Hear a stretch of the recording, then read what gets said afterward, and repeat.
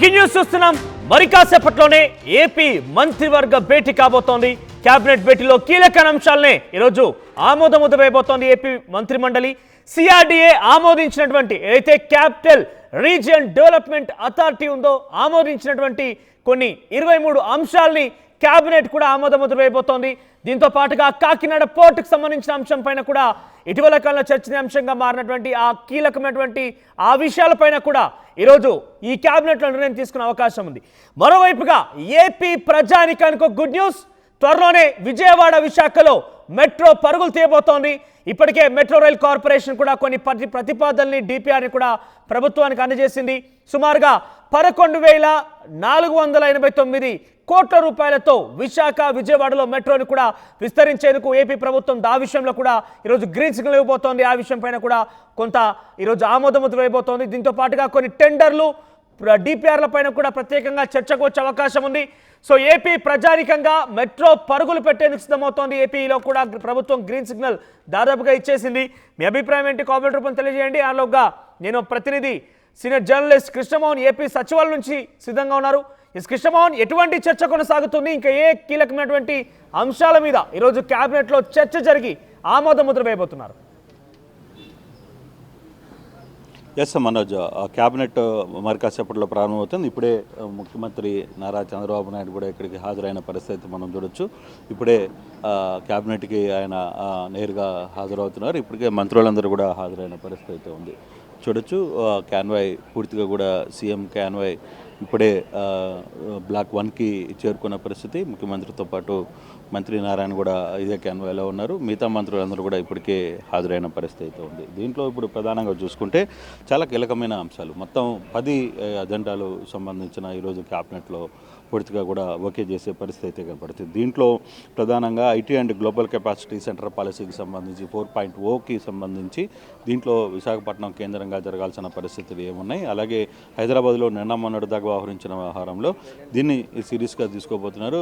విశాఖని IT and global capacity సెంటర్గా దానికి 4.0 అని పేరు పెట్టిన పరిస్థితి మనం చూస్తున్నాం. మరోవైపు ఆర్టీజీసీ ఏదైతే ఆర్టీజీసీ 1లో ఉంటుందో, బ్లాక్ 1లో ఆర్టీజీసీ ఉంటుంది. ఈ ఆర్టీజీసీకి సంబంధించిన దీని అంశంపై తిరిగి దీన్ని లైన్లో పెట్టేందుకు పూర్తిగా దీని మీద లేటెస్ట్ వర్షన్స్ ఇప్పటికే ఇతర రాష్ట్రాల నుంచి కూడా కొంతమంది ప్రతినిధులు, ఐఐటి ప్రతినిధులు కూడా వచ్చి చూసిన పరిస్థితి అయితే ఉంది. ప్రధానంగా తమిళనాడుకు సంబంధించిన ఒక బృందం కూడా ఇక్కడికి వచ్చి గతంలో చూసిన నేపథ్యంలో దాన్ని కూడా హై ఎండ్ చేసేదానికి పూర్తిగా ప్రయాణం అయితే ఆ విధంగా అయితే చూస్తున్నారు. మరోవైపు ఏపీ టెక్స్టైల్స్ అండ్ గార్మెంట్ పాలసీని తీసుకుని వచ్చే ఒక ప్రయత్నం అయితే జరుగుతోంది. అలాగే ఏపీ మారిటైమ్ పాలసీ 4.0 దీన్ని కూడా చేసే పరిస్థితి అయితే ఉంది. అంటే ఇప్పటికే ఏపీ మారిటైమ్లో ఏవైతే పోర్టులు ఉన్నాయో పోర్టులన్నిటికీ అనుసంధానం చేయాలి. ఇప్పటికీ ప్రధానంగా కాకినాడ ఇష్యూ ఒకటి జరుగుతూ ఉన్న నేపథ్యంలో ఈ కాకినాడ పోర్టుకి సంబంధించి అక్రమ రవాణా జరుగుతుందని చెప్పి డిప్యూటీ సీఎం నేను మాట్లాడిన పరిస్థితి. అక్కడికి వెళ్ళి ఆయన పూర్తిగా కూడా తనిఖీలు చేసిన నేపథ్యంలో దాన్ని ఏపీ మారిటైమ్ బోర్డు కంట్రోల్లోకి తీసుకుని వచ్చే పరిస్థితి అయితే ఉంది. ప్రైవేట్ అయితే ఒక్క విశాఖ పోర్టును తప్పితే మిగతా పోర్టులన్నింటిని కూడా ఏపీ మారిటైమ్ బోర్డులోకి తీసుకుని వస్తే ఎలా ఉంటుంది అనేది ఒక చర్చ అయితే జరిగింది. నేను ముఖ్యమంత్రితో కూడా ఆహారం మీద మాట్లాడిన నేపథ్యంలో దాని మీద ఒక కీలకమైన నిర్ణయం తీసుకునే పరిస్థితి అయితే ఉంటుంది. అలాగే సేమ్ పోర్టులకి కాకినాడ పోర్టుకి సంబంధించి అక్కడ ఒక ఐపీఎస్ అధికారిని డెఫినెట్గా అక్కడ కేవలం పోర్టు సెక్యూరిటీకి సంబంధించి ఒక అధికారిని నియమిస్తే అక్కడ కొంత కంట్రోల్ చేయొచ్చు, ఆ విభాగం కింద కొంత కంట్రోల్ చేయొచ్చు అనేది పవన్ కళ్యాణ్ మాట్లాడిన నేపథ్యంలో దాన్ని కూడా ఓకే చేసే పరిస్థితి అయితే కనబడుతుంది. ఇక ఏపీ టూరిజం పాలసీలో కూడా ఒక 4-5 ఇంపార్టెంట్ ఇష్యూస్ ఉన్నాయి. వాటికి సంబంధించి కూడా ఒక అజెండాని ఈరోజు ఓకే చేసే పరిస్థితి ఉంది. అలాగే స్పోర్ట్స్ పాలసీకి సంబంధించి కూడా ఈరోజు ప్రధానంగా వచ్చే పరిస్థితి. స్పోర్ట్స్ పాలసీకి సంబంధించి కూడా దాదాపుగా దాంట్లో 4-5 అంశాలు పెట్టుకొని ఉన్నారు. అలాగే సిఆర్డీఏకి సంబంధించి ప్రధానంగా సిఆర్డీఏకి సంబంధించి దాదాపుగా 14,000 కోట్ల రూపాయలకు సంబంధించిన నిధులు ఇక అమరావతి పునర్నిర్మాణాని కోసం ఏర్పాటు చేశారు. దీంట్లో సిఆర్డీఏకి సంబంధించి దాదాపుగా 23 పాలసీలు ఈరోజు అందుబాటులోకి వచ్చే పరిస్థితి. ఆ అజెండాలో పెద్దగా అజెండాలో బహుశా ఈరోజు సిఆర్డీఏ అదే ఎక్కువసేపు క్యాబినెట్లో జరిగే పరిస్థితి అయితే చాలా స్పష్టంగా కనపడుతుంది. ఈ అంశాలకు సంబంధించిన వ్యవహారంలో ఇప్పుడు సిఆర్డీఏకి సంబంధించిన వ్యవహారంలో ప్రధానంగా రైల్వే రైల్వే ఏదైతే మెట్రో రైల్స్ ఉన్నాయో దానికి ఒక శుభవార్తగా చెప్పాలి. నిన్న ఆ మెట్రో రైలుకి సంబంధించి కూడా రాత్రి నారాయణ చంద్రబాబుతో మాట్లాడిన పరిస్థితి, దానికి సంబంధించి కూడా ఒక గ్రీన్ సిగ్నల్ రాబోతుంది. విశాఖ అలాగే విజయవాడ రెండిట్లో కూడా మెట్రో రైలుకి సంబంధించి దానికి సంబంధించిన నిధులు ఏ స్టేజ్లో ఎలా చేయాలనే అంశాల మీద కూడా ఒక చర్చ అయితే ఈరోజు జరగబోతుంది. దానికి సంబంధించి కూడా క్యాబినెట్లో ఒక ఆమోదం తెలిపే పరిస్థితి. కీలకంగా ఈరోజు క్యాబినెట్లో జరుగుతున్న అంశాల్లో ఇవి కీలకమైతే, మిగతా ఈ పొట్టి శ్రీరాములు వర్ధంతిని డిసెంబర్ 15న అంతరాత్మ దినంగా రాష్ట్ర ఉత్సవంగా జరపాలనేది ఒక నిర్ణయం తీసుకోబోతున్నారు. ఆయుర్వేద, హోమియోపతి, మెడికల్ పార్ట్నర్ రిజిస్ట్రేషన్కి సంబంధించి సవరణలో బిల్లులకు దాన్ని కూడా ఆమోదం చేయబోతున్నారు. 41వ సిఆర్డీఏ, అది ఇందాక మనం మాట్లాడుకున్నట్టుగా సిఆర్డీఏకి సంబంధించి 23 అంశాలకు సంబంధించి దానిలో కూడా కీలక నిర్ణయాలు తీసుకోబోతున్నారు. అలాగే కాకినాడ పోర్టు ద్వారా రేషన్ బియ్యం అక్రమంగా తరలిపోతున్న దీంట్లో డిప్యూటీ సీఎం నిన్న మాట్లాడారు కాబట్టి దానికి సంబంధించి ఒకటి రెండు కీలకమైన అంశాలని తీసుకోబోయే పరిస్థితి. ఎందుకంటే విదేశాల నుంచి వచ్చే నౌకల మీద మనకి ఎంతవరకు అధికారం ఉంటుంది, మన భూభాగంలో వచ్చిన తర్వాత ఇక్కడి నుంచి అక్రమ రవాణా జరిగితే దాన్ని ఎలా అడ్డుకోవాలనే అంశం మీద కూడా ఒక కీలకమైన నిర్ణయం అయితే తీసుకునే పరిస్థితి అయితే ఉంది. ఇప్పటికే కొన్ని అంశాలకు సంబంధించి ఏదైతే మంత్రివర్గ ఉపసంఘంలో ఇటీవల కాలంలో జరిగిన ఈ వరుసగా 4 రోజుల పాటు కొన్ని తర్వాత డ్రగ్స్కి సంబంధించి కావచ్చు, వీటన్నిటి మీద కూడా, అలాగే ప్రధానంగా మనం చూసుకుంటుంటే ఇప్పుడు సచివాలయ సిబ్బందికి సంబంధించిన అంశాలకు సంబంధించిన కూడా ఈరోజు ఒక చర్చ అయితే జరిగే పరిస్థితి అయితే ఉంటుంది. సో ఈ అంశాలకి పవన్ కళ్యాణ్ నిన్న కూడా చాలా క్లియర్గా మాట్లాడారు కాబట్టి ఈ అంశాలకు సంబంధించిన వ్యవహారంలోనే కొంత కీలకమైన అంశాలు ఈరోజు క్యాబినెట్లో ఉంటాయి. ఈరోజు కొంత క్యాబినెట్ కూడా కొంత ఆలస్యంగా జరిగే పరిస్థితి, దాదాపుగా 2-3 గంటలు జరిగే పరిస్థితి అయితే ఉంటుంది అనేది అంటున్నారు. కొన్ని చాలా కీలకమైన అంశాలు, ఒకటి అమరావతికి సంబంధించిన అంశం ప్రధానంగా తీసుకోబోతున్నారు, టెక్స్టైల్కి సంబంధించిన అంశం కావచ్చు, తర్వాత మెట్రో రైలుకి సంబంధించిన వ్యవహారాలు కావచ్చు, వీటన్నిటికీ ఈరోజు దాదాపుగా 23 అంశాలు ఒక్క అమరావతి నిర్మాణానికి సంబంధించి సిఆర్డీఏ పరిధిలో ఏమేమి చేయబోతున్నాం, ఏమేమి చేస్తున్నాం, నిన్న మొన్న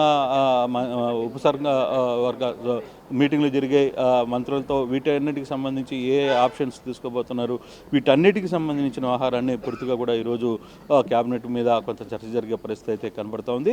చూడాలి ఈ మధ్యాహ్నం తర్వాత దీనికి సంబంధించి ఏ కీలకమైన అంశాలు తెర మీదకి రాబోతున్నారు, ప్రభుత్వం ఏ విధంగా ముందుకు పోబోతుంది అనే అంశాల మీద ఒక కీలకమైన నిర్ణయం అయితే తీసుకోబోతున్నారు. ఈ రోజు కృష్ణమోహన్ ఇక్కడ అభివృద్ధి పథకాలకు సంబంధించిన విషయాల్లో కొత్తగా తీసుకున్న నిర్ణయాలు, వాటికి ఆమోద ముద్ర అనేది పక్కన పెడితే ఇటీవల కాలంలో కూటమిలో కూడా కొన్ని చీలికలు ఏర్పడుతున్నాయి. మంత్రి వర్సెస్ ఎమ్మెల్యేగా కొన్ని నియోజకవర్గాల్లో మంత్రుల్లో కూడా అట సఖ్యత లేదనే విషయం మనం చూస్తున్నాం. పుంగూరు నారాయణ, నెల్లూరుకు సంబంధించిన ఇన్సిడెంట్స్ కానీ ఇలాంటి కొన్ని ఇన్సిడెంట్స్ వస్తూ ఉన్నాయి. ఏకంగా జనసేన, టీడీపీ నాయకులు కొన్ని చోట్ల పెన్షన్ పంపిణీ కార్యక్రమంలో కొట్టుకోవడం లాంటివి కూడా జరిగాయి. ఇవన్నీ విషయాల్లో చాలా రోజుల తర్వాత కేబినెట్ భేటీ జరుగుతుంది కాబట్టి ఈరోజు మంత్రులకి కొత్తగా మంత్రివర్గంలోకి వచ్చిన వారికి ఏమైనా నిశానిర్దేశం చేసే అవకాశం ఉందా మళ్ళీ? ఎందుకంటే రోజులు గడుస్తున్న కొద్ది కొంత ట్రైనింగ్ సెషన్ లాంటిది కూడా చంద్రబాబు హయాంలో పెడుతూ ఉంటాడు జనరల్గా. అయితే ఈరోజు అటువంటిదైనా ఉండే అవకాశం ఉందా? అంటే మనోజ్, బేసిక్గా ఈరోజు అజెండాలే చాలా ఎక్కువగా ఉన్నాయి. దాదాపుగా 10 అజెండాల్లో ఒక్కొక్క అజెండా దాదాపుగా గంట సమయం తీసుకునే అంత అజెండాలు దాంట్లో అంశాల్లో ఉన్నాయి. సో అటువంటి పరిస్థితుల్లో ఈరోజు పొలిటికల్ అంశం పెద్దగా రాకపోవచ్చు. బేసిక్గా క్యాబినెట్లో కూడా ఇప్పుడు పొలిటికల్ అంశాల గురించి పెద్దగా చర్చించారు. క్యాబినెట్ అయిన తర్వాత ఉన్న మంత్రులు, అందుబాటులో ఉన్న మంత్రులకి దిశానిర్దేశం చేయడం, లేదు అక్కడ ఉన్న వ్యవహారాలని ఆయన సూటిగా మాట్లాడడం వంటివే జరుగుతాయి. కానీ బహుశా ఈరోజు అంటే మనం మీరు చెప్పింది కరెక్ట్. ఇటీవల కాలంలో వరుసగా మంత్రుల మధ్య, ఎమ్మెల్యేల మధ్య వ్యవహార శైలి కావచ్చు, తర్వాత స్థానికంగా ఉన్న జనసేన, బీజేపీ, తెలుగుదేశం వీళ్ళ మధ్య కొంత లుకలుకలు కావచ్చు, ఎన్ని అంశాలు కూడా కొంత చర్చ అయితే జరుగుతోంది. కొంత ఇష్యూస్ కూడా బయటకు వస్తున్నాయి. అయినప్పటికీ కూడా ఇప్పుడు ఈరోజు జరుగుతున్న వ్యవహారంలో అంత పరిస్థితి ఉండదు అని అనిపిస్తుంది. కారణం ఏంటంటే ఈరోజు అజెండానే చాలా ఎక్కువ అజెండా ఉంది, పెద్ద స్థాయిలో అజెండా జరిగిపోతుంది. అటువంటి పరిస్థితుల్లో పొలిటికల్ అంశాలు ఈరోజు రాకపోవచ్చు అనేది కొంత చర్చ అవుతుంది. బేసిక్గా ఈరోజు ప్రతి అంశానికి సంబంధించి దాదాపుగా ఒక్కొక్క అజెండాలోనే 10 నుంచి 20 అంశాల దాకా, ఇప్పుడు సిఆర్డీఏ చూసుకుంటే దాదాపుగా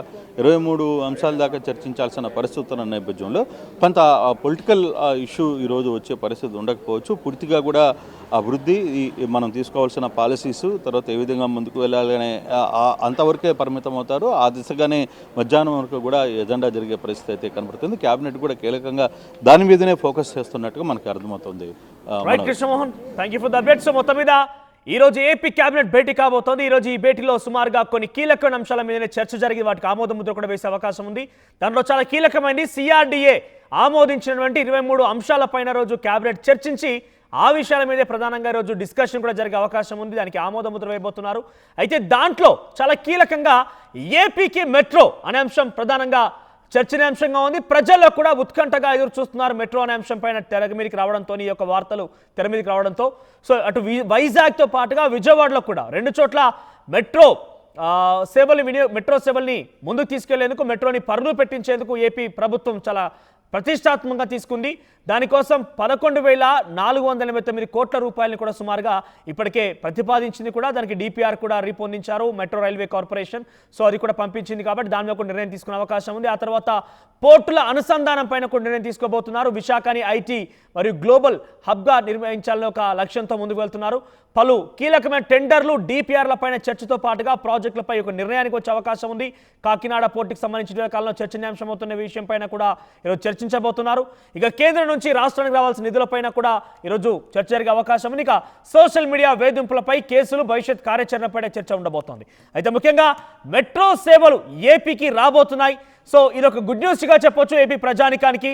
సో ఇంకా రాష్ట్ర ప్రభుత్వం ఏ విషయాలపైన ఇంకా లోతుగా పరిశీలించి ఇంకా ఈ విషయాలపై నిర్ణయం తీసుకుంటే బాగుంటుంది. అక్కడ ఉద్యోగ ఉపాధి అవకాశాలని మెరుగుపరచడంలో ఏపీ ప్రభుత్వం ఎటువంటి నిర్ణయాలు తీసుకోవాలని మీరు అనుకుంటున్నారు? ఇంకా రాష్ట్ర ప్రభుత్వానికి ఎటువంటి సూచనలు, సలహాలు ఇవ్వాలనుకుంటున్నారు? మీ అభిప్రాయాన్ని, మీ సూచనలు, మీ సలహాలని కింద కామెంట్ రూపంలో మీ యొక్క అభిప్రాయం తెలియజేసే